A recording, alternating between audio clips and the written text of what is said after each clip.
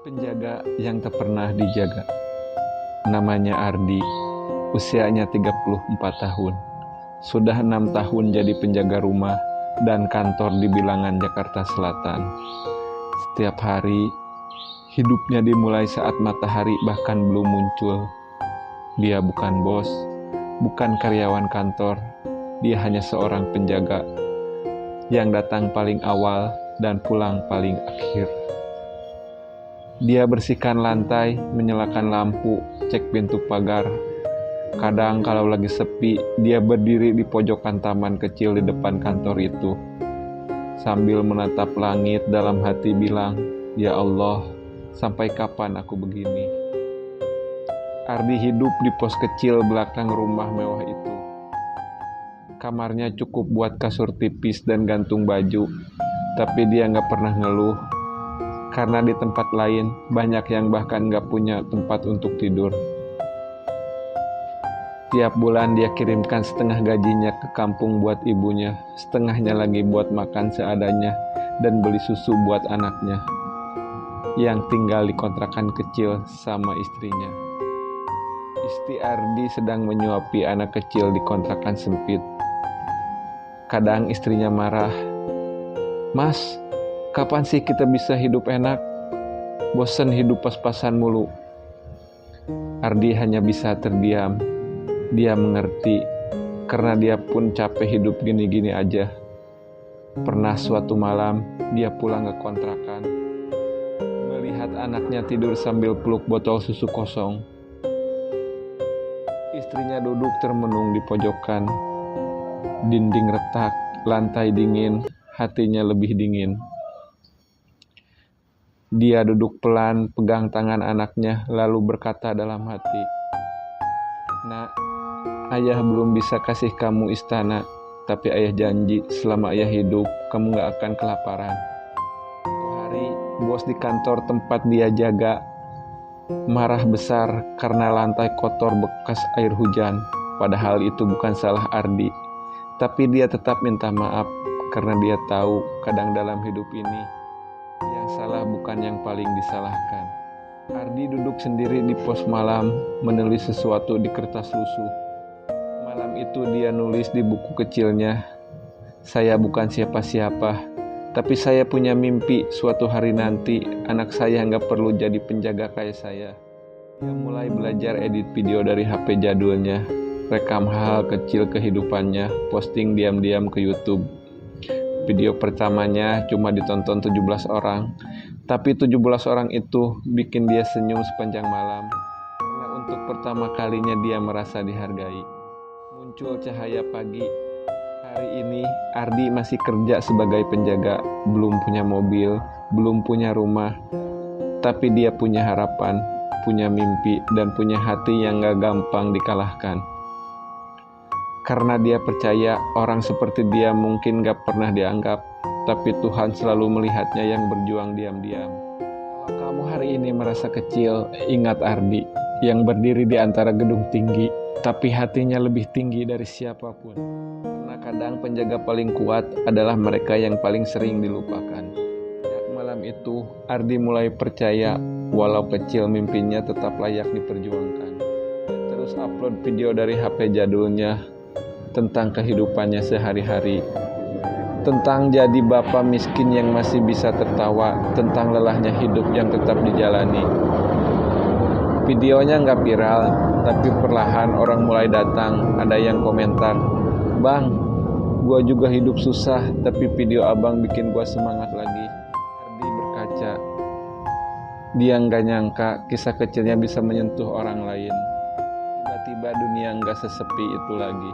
Pagi hari, Ardi menyapu halaman kantor, lalu diam-diam buka notifikasi YouTube di belakang pintu. Di balik rasa lelahnya, ada rasa yang mulai tumbuh. Gua juga bisa, gua juga pantas. Tapi hidup nggak langsung berubah seindah itu. Istrinya tetap marah-marah, anaknya mulai butuh biaya sekolah, gajinya tetap segitu-gitu aja. Pernah suatu malam, Ardi kehabisan uang dan anaknya sakit panas. Dia gendong anaknya jalan kaki ke klinik sambil berbisik di telinga kecil itu, "Maafin ayah ya nak, ayah belum hebat, tapi ayah nggak akan biarin kamu sendirian.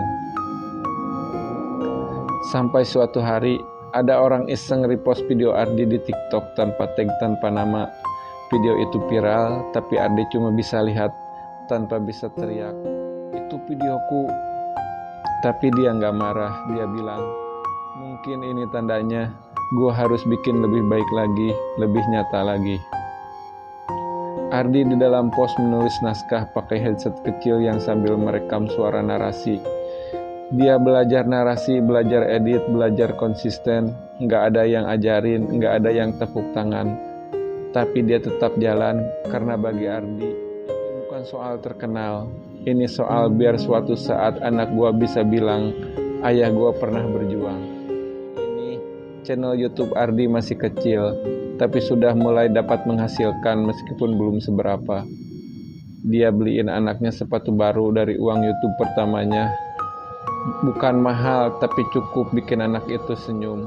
Dan untuk pertama kalinya, istrinya berkata lirih, "Mas, makasih ya. Aku lihat Mas beneran usaha."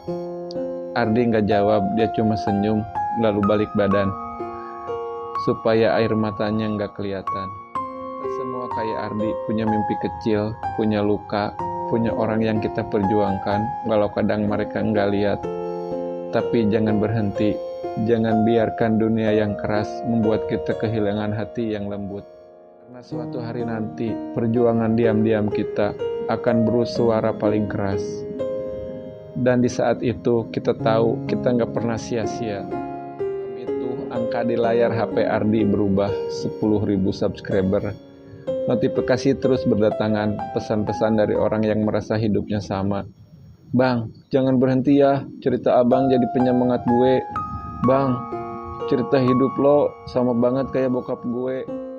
Hari Ardi di depan rumah bosnya menyiram tanaman sambil mengingat sesuatu.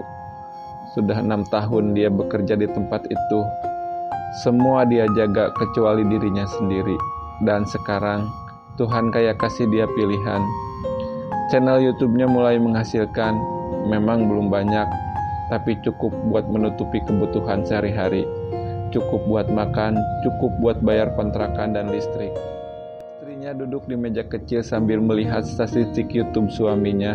Untuk pertama kalinya, istrinya bilang dengan suara pelan, "Mas, mungkin ini saatnya Mas pikirin diri sendiri. Mas selalu mikirin kita, tapi kapan mikirin mimpi Mas sendiri?" Ardi terdiam, dia takut.